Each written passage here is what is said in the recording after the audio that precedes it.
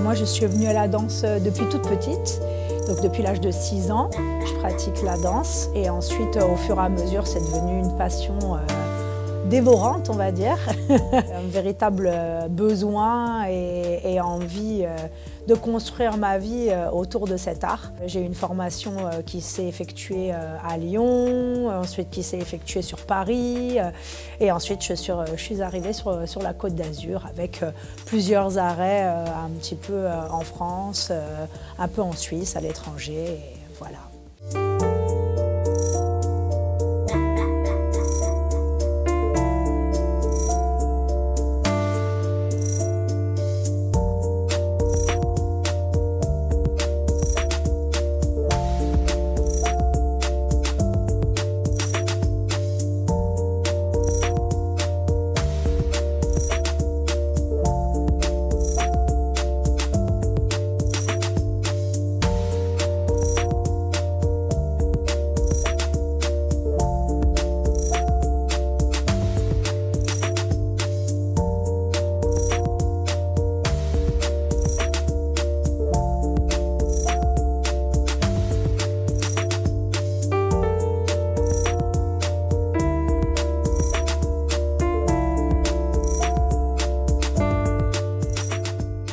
Volonté viscérale et organique de sortir en tout cas de la danse et le mien, mon mouvement, ma danse, ma créativité, mes envies, et ensuite au fur et à mesure des envies de dire, des messages à transmettre et un besoin d'aller à la rencontre du public aussi.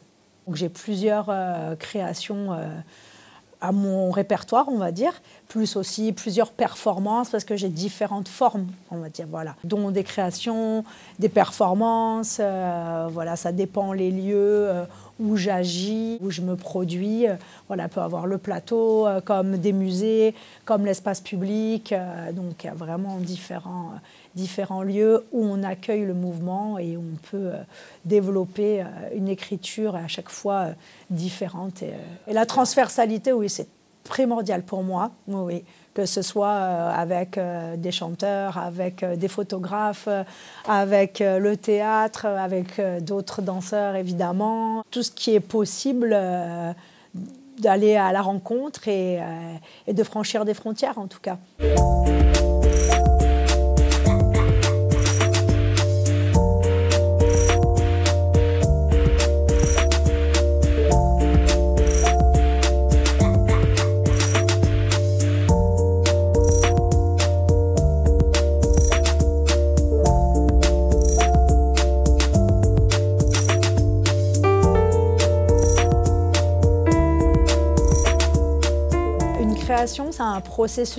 C'est un processus particulier. Moi, je sais que je suis quelqu'un qui écrit beaucoup. Ça commence souvent par l'écriture, par des recherches, par des dessins ou par vraiment une envie de prendre un espace en main ou d'avoir vraiment aussi une création musicale avec moi. Et donc, c'est plutôt la musique qui va créer le mouvement, peut-être autour d'œuvres ou un espace à investir. C'est vraiment aléatoire, mais en tout cas, généralement, ça commence quand même, en tout cas chez moi, par une véritable écriture au sens propre du terme.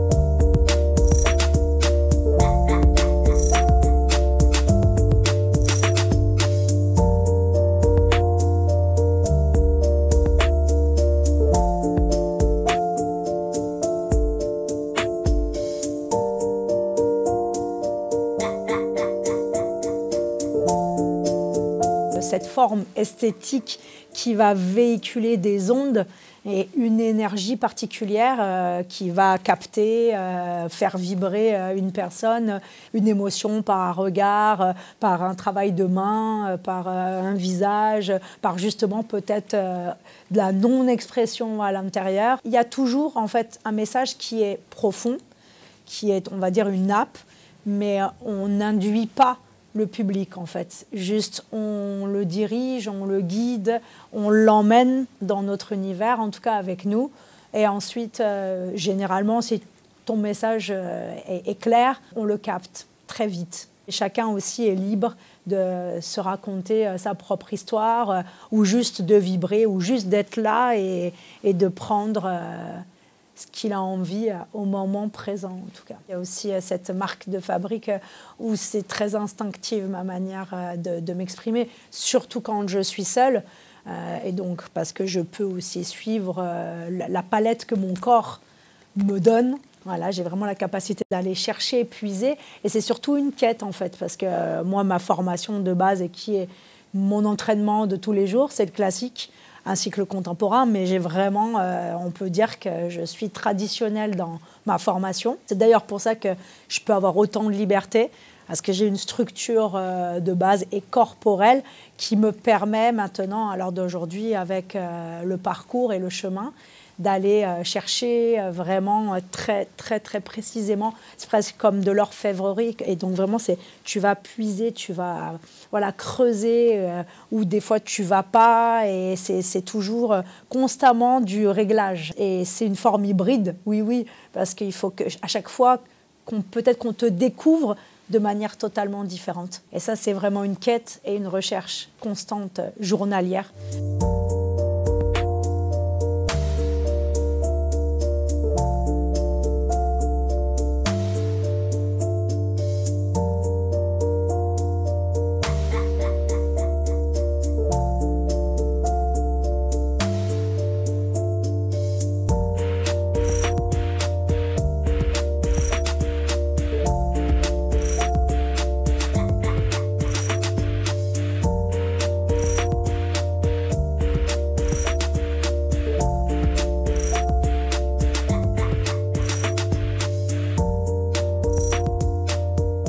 Hashtag trans in situ. En fait, on va dire que c'est un solo performatif qui va être toujours amovible selon le lieu qui l'accueille, en fait.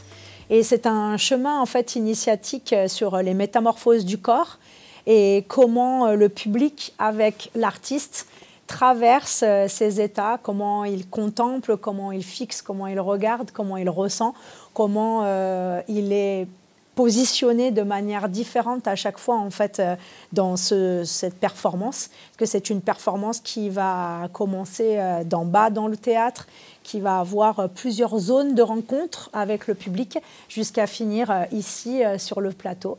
Donc c'est vraiment un partage et surtout un moment de l'instant présent.